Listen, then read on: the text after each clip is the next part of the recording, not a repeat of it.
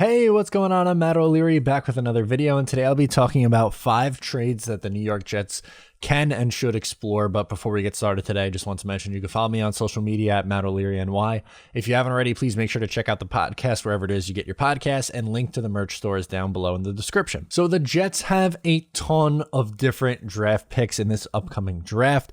They can use all of them and draft, and try to build this team that way through the NFL draft. They could use some of those picks, or maybe one of those picks, to trade for an already established player. They could potentially trade for Deshaun Watson, with which I've talked about ad nauseum on this channel, so I'm going to avoid trading for Deshaun Watson in this one. Yes, that is also something the Jets should be exploring, but these are for players not named Deshaun Watson that I think the Jets could and should potentially check in and see if they're worth moving for.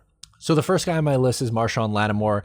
He has $10.2 million remaining in his 5th-year option. He's a cornerback for the Saints. The Saints are in an awful situation with the salary cap. Yes, Drew Brees helped them out a little bit, but still that's not going to be enough to be to the point where they are okay with the cap. They still have a long ways to go, and with Lattimore, he's just 25 years old. He is a legitimate #1 corner and would be an immediate upgrade to this group. And you probably would be able to get him for less than what he normally would go for on the trade market because of the situation that they are in with their salary cap. So I'm thinking something like pick 34 and a conditional 5th-round pick next year that could turn into a 4th or maybe a 3rd if he re-signs with the Jets, which I would fully expect him to. So let's just say a 2nd this year, and then next year is a 3rd or a 4th-round pick to get a #1 corner who's 25 years old would be tremendous. I don't think it would take multiple 1st-round picks or even a 1st-round pick. 34 is pretty damn close to a 1st-round pick, though, let's be honest. Because like I said, the Saints are so far away from being cap compliant that they're going to be a desperate team, and I think a team like the Jets could take advantage of that. Let's stick with the Saints for my second guy on this list, which is Ryan Ramczyk. He has $11.1 million remaining on his 5th-year option. He is a right tackle and would be an immediate upgrade. You can cut George Fant at that point, save some money, and the money essentially evens out. And Ramczyk is more of a long-term answer at right tackle, which would be absolutely phenomenal for the New York Jets to get. Yes, I like Fant a lot. No, I don't necessarily think you have to go out and draft a tackle early on. I think you can get a veteran in here that you could pay and then deal with for 3 or 4 years, let's say, and then by the time Mekhi Becton is ready to get paid, you could extend him from there, and then the money doesn't really overlap, and that's how you could save that way. Similar to the Lattimore situation, I don't think you would have to pay a ton to get this guy. I'm saying a 2nd-round pick. We'll say pick 34, and if you trade Sam Darnold, you can recoup a 2nd-round pick as well, and potentially more. We'll see what happens there, but if not, even still, giving up a 2nd for a right tackle who could be a right tackle for 4 or 5 years is legitimately solid. This guy's legit. I like him a lot, and those are the 2 main guys that I think you could pry away from this Saints roster. Again, they have a long way to go before they are cap compliant, and these 2 guys are semi-positions of need. I mean, corner is definitely a bigger need for this Jets team than right tackle, but still, any offensive line upgrade you can get, I'm going for it, and Ramczyk would be that at a reasonable cost. The 3rd guy on my list is Alexander Mattison, the running back from the Vikings. Now, the Minnesota Vikings gave Dalvin Cook the bag. I understand that. He is a really good running back, and if you want to pay a running back, fine, that's up to you, but that makes Mattison potentially a little bit more valuable. He's just 22 years old, and like I said, the Vikings already paid Cook, so maybe they'll look to get some value back on this guy, so you don't have to have an asset sitting behind Cook. In 2019, he had 462 rushing yards and 1 touchdown for a 4.6 yards per attempt. In 2020, 434 rushing yards, 2 rushing touchdowns for a 4.5 yards per attempt. He's a young, productive back. I think you can probably get him for a 3rd-round pick, something like that. And the Jets have had pretty good luck with trading for running backs in recent memory. I mean, if you want to go back to Curtis Martin, that was a great one in what was that, 98? They traded for him, something like that, in the late 90s.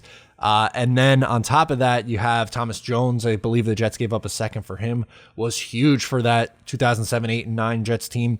And then more recently, you have Chris Ivory, who, similar to Madison, was stuck behind a couple of better players on that roster. The Jets trade for him, making him a premier back, and he rushes for over 1,000 yards. I think Madison could do that with the Jets, and he would be relatively cheap. Like, he'll be under $1 million for 2 more years. I would absolutely do this. If you're telling me I could do it for a 3rd, sure, let's do it. And he's young. He's just 22 years old. Next guy on my list isn't so young, but he is someone who has a Joe Douglas connection, and that is Zach Ertz from the Philadelphia Eagles. It looks like he is going to get moved. They too have some issues with the salary cap, and at 30 or going to be 31 years old at some point next season, it's something that they should explore doing and trying to get some assets back to rebuild this team.